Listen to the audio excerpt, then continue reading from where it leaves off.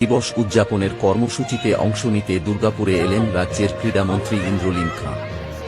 শনিবার বিকেলে তিনি সিধু কানু ইনডোর স্টেডিয়ামে এসে এই শহরের ক্রীড়াবিদদের সঙ্গে দেখা করেন।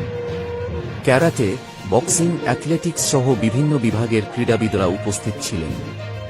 ক্রীড়া দিবসকে সামনে রেখে শনিবার দুর্গাপুরের সিটি সেন্টারে আয়োজিত হল এক বর্ণাঢ্য বাইক মিছিল। সিটি সেন্টারের সিধু কানু স্টেডিয়াম থেকে মিছিলের সূচনা হয়। ক্রীড়াক্ষেত্রে সাধারণ মানুষের অংশগ্রহণ বাড়ানো এবং যুব সমাজকে খেলাধুলায় আরও বেশি উৎসাহিত করার বার্তা নিয়ে শহরের বিভিন্ন এলাকা পরিক্রমা করে এই মিছিল। অনুষ্ঠানে উপস্থিত ছিলেন রাজ্যের ক্রীড়া ও যুব কল্যাণ দপ্তরের মন্ত্রী ইন্দ্রনীল খাঁ সহ দুর্গাপুর পূর্বের বিধায়ক চন্দ্রশেখর বন্দ্যোপাধ্যায়, দুর্গাপুর পশ্চিমের বিধায়ক লক্ষণ চন্দ্র ঘোরুই, দুর্গাপুরের মহকুমা শাসক অঙ্কিতা আগরওয়াল সহ প্রশাসনের আধিকারিক ও বিশিষ্ট ব্যক্তিরা। র্যালিকে ঘিরে ক্রীড়াপ্রেমী ও যুবকদের মধ্যে ব্যাপক উৎসাহ দেখা যায়। এদিন বক্তব্য রাখতে গিয়ে মন ফাটানো হয়েছে, এবার সময় এসেছে ভারতবর্ষের জন্য গলা ফাটানো। কারণ পুজোর পরেই এই রাজ্যে খেলতে আসছে ব্রাজিলের জাতীয় দল, তাদের সঙ্গে খেলবে ভারতীয় ফুটবল দল। আন্তর্জাতিক ক্রীড়াক্ষেত্রে ভারতকে আরও বড় জায়গায় নিয়ে যাওয়ার লক্ষ্যেই রাজ্য সরকার কাজ করছে বলে জানান ক্রীড়ামন্ত্রী। তাই সকলে বলবো, খেলবে দুর্গাপুর, খেলবে দুর্গাপুর, খেলবে দুর্গাপুর। দীর্ঘদিন ধরে ক্রীড়া জগৎ যেভাবে অবহেলিত থেকেছে, সেখানে আপনারা সকলে মিলে সমাজ, সরকার একা করতে পারে, সমাজ এবং সরকার, পশ্চিমবঙ্গ সরকার এবং ভারত সরকার সকলে মিলে আমরা পুরো পশ্চিমবঙ্গকে কি করে একটা স্পোর্টিং স্টেট হিসাবে গঠন করতে পারি, তার জন্য কিন্তু বিভিন্ন যে কর্মযজ্ঞ শুরু হয়ে গেছে।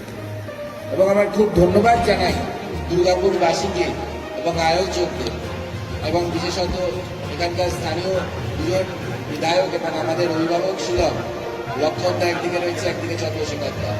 তো আপনারা যেভাবে করে ক্রীড়াকে অগ্রাধিকার দিচ্ছেন, এখানকার স্থানীয় ব্যক্তিত্ব এবং বিশেষ করে দেখলাম আপনারা সিনিয়র প্লেয়াররা যারা আছেন, তারা খেলোয়াড়রাই যাতে সামনে থাকে। আমরা সরকারি বিভিন্নভাবে যারা জনপ্রতিনিধি তারাই সামনে থাকবো। আপনারা যখন আমাদের চাইবেন আমরা আসবো, আপনারা যখন চাইবেন না তখন আসবোও না, কিন্তু আমরা কখনো খেলার ময়দানে আমরা থাকবো না, যাতে আপনারা খেলার ময়দানে থাকতে পারেন এবং খেলার ময়দানে থেকে আমাদের ছোট ছোট ভাই বোনেরা আগামী দিনে আমাদের পশ্চিমবঙ্গকে গর্বিত করতে পারে, ভারতের জার্সি পরে বিশ্ব দরবারে কাঁপাতে পারে। আমরা সেই পশ্চিমবঙ্গ দেখতে চাই এবং তার জন্য সরকারের জনপ্রতিনিধিরা সকলে যতটা সম্ভব আমরা প্রত্যেকে আপনাদের পাশে নিশ্চিন্তে থাকুন। দীর্ঘদিন ধরে খেলো ইন্ডিয়া পশ্চিমবঙ্গে ইমপ্লিমেন্ট হয়, এখন নতুন সরকার এসছে, খেলো ইন্ডিয়া ইমপ্লিমেন্ট হচ্ছে, বিভিন্ন শ্রেণী কাজ হচ্ছে। আমাদের 29 তারিখ ন্যাশনাল স্পোর্টস ডে, এবং সেটাকে সামনে রেখে সেদিন যেমন আমাদের সম্মানীয় মুখ্যমন্ত্রী শ্রী শুভেন্দু অধিকারী মহাশয় তিনি নিজে খেলোয়াড়দের সঙ্গে দেখা করবেন। এক বিশেষ সেদিন ন্যাশনাল গেমসের যারা অ্যাপিয়ার করেছেন, আমাদের পশ্চিমবঙ্গকে গর্বিত করেছেন, তাদেরকে ফেলিসিটেশন করবেন। তার সাথে সাথে আমি আমাদের প্রত্যেকেরই একটাই বক্তব্য, যে পশ্চিমবঙ্গের যদি উন্নয়ন হতে চায়, সেটা খেলার ক্ষেত্রে হোক বা শিক্ষা ক্ষেত্রে হোক বা শিল্পক্ষেত্রেও হোক, আমাদের বা স্বাস্থ্যক্ষেত্র হোক, আমাদের শুধু কলকাতা কেন্দ্রিক থাকতে চলবে না। পশ্চিমবঙ্গের সকল স্তরের মানুষ, সেই রাঢ়বঙ্গ থেকে উত্তরবঙ্গ, সকল অঞ্চলের মানুষকে সরকার বা তার আগের সরকার তারা সবকিছু কলকাতা কেন্দ্রিক করতেন, এবং তারপরে কলকাতার মাঠের মধ্যে সব সেখানে একটা পুরো স্বজন পোষণ আর দুর্নীতির আত্মহার একটা সিন্ডিকেট তৈরি হয়ে গেছে।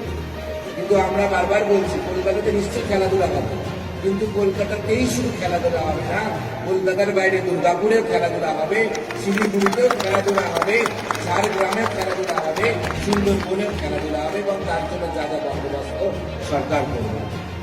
আমি এখানে এসেছিলাম, দেখলাম এখানে আপনাদের এখানে বাচ্চারা প্র্যাকটিস করা শুনলাম, কিন্তু সেন্টারি করে এসির ব্যবস্থা নেই। আমি সম্মানীয় বিধায়কদেরকেও আগ্রহ করলাম, বিধায়করাও আমরা প্রত্যেকে চাই যাতে আমরা নেক্সট টাইম যখন ন্যাশনাল স্পোর্টস ডে আসবে, যখন আপনারা পালন করবেন, আমরা পালন করবো, তখন আমাদের এখানে যাতে বাচ্চাদের সুবিধা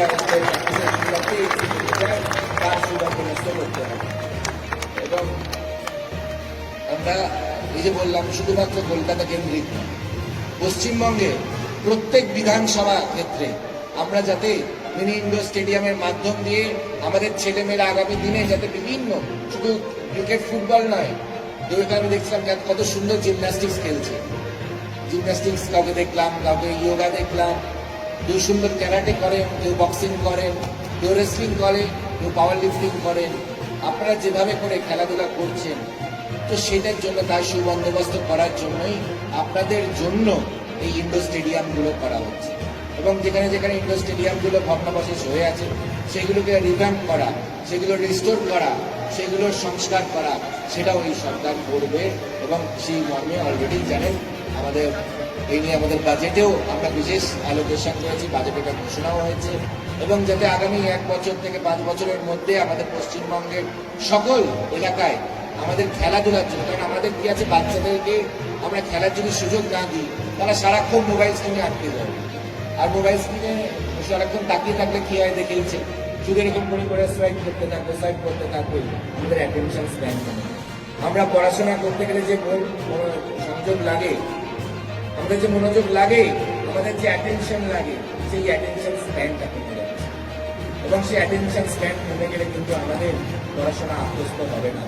আর পড়াশোনা না করলে সবসময় তার তৃণমূল কংগ্রেস যেরকম দেখতে পেলেন, তো সেখানে পড়াশোনা, আমি দুর্ভাগ্য, কারণ আমি রাজনৈতিক কোনো দলের নাম নিতে চাইনি, কিন্তু নিতে হলো কারণ তারা পড়াশোনাকে এমন জলাঞ্জলি দিয়ে দিয়েছিল, যে পড়াশোনাকে খেলাধুলাকে এত পিছিয়ে দিয়েছিল, তো তাদের এবং আমাদের খেলোয়াড়দেরকে পরিচয় বানিয়ে দিয়েছিল। খুব কষ্ট হয়, কারণ আমাদের একটা পুরো গোটা প্রজন্মকে পরিচয় করে দেওয়া হয়েছে।